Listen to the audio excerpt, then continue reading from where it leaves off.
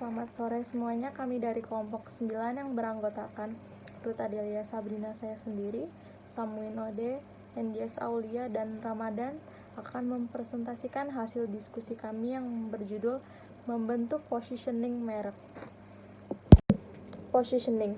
Positioning adalah tindakan merancang penawaran dan citra perusahaan agar mendapatkan tempat khusus dalam pikiran pasar sasaran.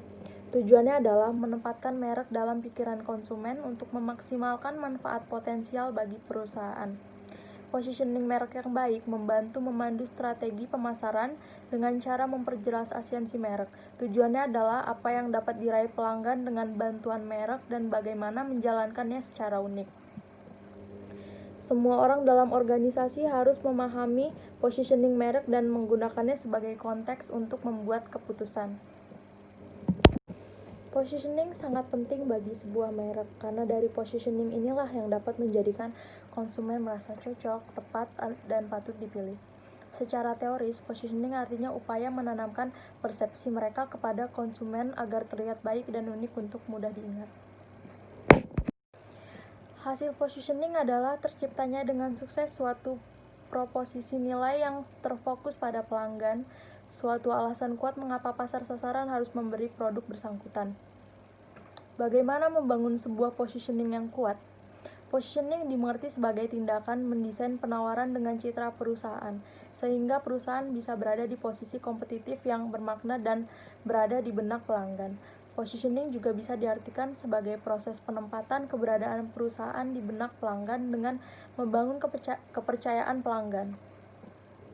Strategi 4C bisa digunakan untuk proses ini. Strategi 4C tak lain adalah customer, company, kompetitor, dan change. Yang pertama adalah customer. Dalam kaitan dengan pelanggan, positioning dimengerti sebagai faktor yang membuat pelanggan memiliki alasan untuk membeli produk yang ditawarkan. Dalam hal ini, produk harus diposisikan sebagai yang memiliki nilai lebih untuk pelanggan. Yang kedua adalah company. Positioning dalam kaitan dengan company ini harus mencerminkan kekuatan dan keunggulan kompetitif yang dimiliki perusahaan.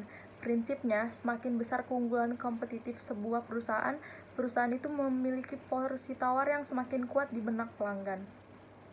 Yang ketiga adalah kompetitor. Dalam kaitan ini, positioning yang dimaksud tak lain adalah keunikan merek ataupun produk dibanding dengan kompetitor.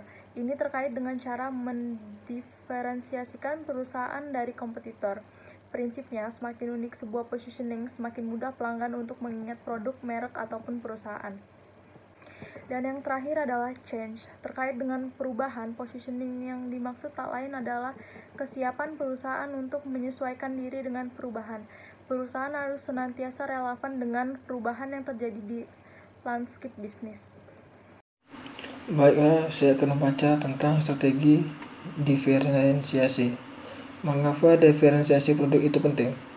Penting bagi perusahaan untuk berbeda dengan kompetitor dikarenakan ada ratusan produk baru yang masuk ke pasar setiap hari. Ketika dihadapkan dengan terlalu banyak pilihan, konsumen akan bingung dalam memilih dan pada akhirnya membuat keputusan untuk tidak membeli.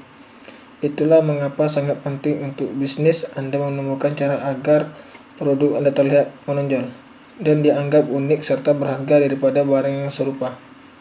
Tim pemasaran akan berusaha menjelaskan kepada semua pelanggan apa kelebihan yang ditawarkan produk Anda dan membandingkannya dengan pesaing. Jika perusahaan Anda memiliki banyak produk, pastikan setiap produk memiliki identitas yang jelas untuk menghindari kebingungan saat konsumen menentukan pilihan. Membuat produk yang berbeda adalah hal yang menarik bagi calon konsumen. Hal ini dapat membantu membangun keunggulan kompetitif produk dibandingkan merek lain. Strategi diferensiasi produk. Strategi diferensiasi produk yang baik dapat memperoleh loyalitas merek. Hal terpenting untuk setiap bisnis yang sukses. Strategi ini berfokus pada apresiasi nilai pembeli. Selama penjual terus memberikan kualitas pelayanan tertinggi, basis pelanggan akan tetap loyal. Segmentasi pasar saat ini dihadapkan dengan pesaing bisnis yang sangat kompetitif. Jika suatu produk tidak memiliki kualitas tinggi secara konsisten, konsumen akan beralih ke pilihan lain. Membuat produk yang unik tidak akan cukup untuk mendapatkan keunggulan kompetitif dari diferensiasi produk. jika pembeli tidak mengetahui perbedaan produk Anda dengan merek lain. Penjual harus memiliki pemahaman menyeluruh tentang harapan pembeli bagaimana produk akan digunakan. Misalnya, tujuan membeli mobil adalah untuk alat transportasi, tetapi jika membeli mobil tersebut juga akan memberikan perasaan pencapaian harga diri yang tinggi, maka penjual akan memiliki keunggulan kompetitif atas produk mobil yang dipasarkan. Cara lain diferensiasi produk sangat penting adalah memberikan kontribusi terhadap persepsi pembeli bahwa tidak ada merek yang serupa dengan membedakan produk kita dengan kompetitor. Konsumen akan melihat bahwa produk kompetitor tidak dapat memenuhi kebutuhan mereka. Hal ini meningkatkan harapan konsumen tentang kesadaran standar kualitas yang akan mereka terima. Strategi pemasaran merupakan logika pemasaran. Pengelolaan strategi siklus hidup sebuah produk didasarkan pada 4 penerusan.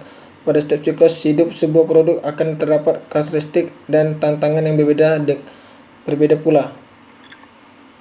Product life cycle atau siklus hidup produk merupakan tahap-tahap yang akan Anda lalui saat menjalankan strategi pemasaran. Siklus hidup produk terbagi menjadi 4 tahap, yakni tahap perkenalan, tahap pertumbuhan, tahap kedewasaan, dan penurunan. Setiap siklus yang ada akan menghadapi situasi dan kondisi yang berbeda-beda, sehingga tantangannya pun akan berbeda-beda di setiap tahapan. Oleh karena itu, diperlukan strategi pemasaran yang tepat untuk setiap tahapan siklus hidup produk. Berikut ini adalah beberapa tahapan dalam siklus hidup produk dan strategi pemasaran yang sesuai untuk diterapkan.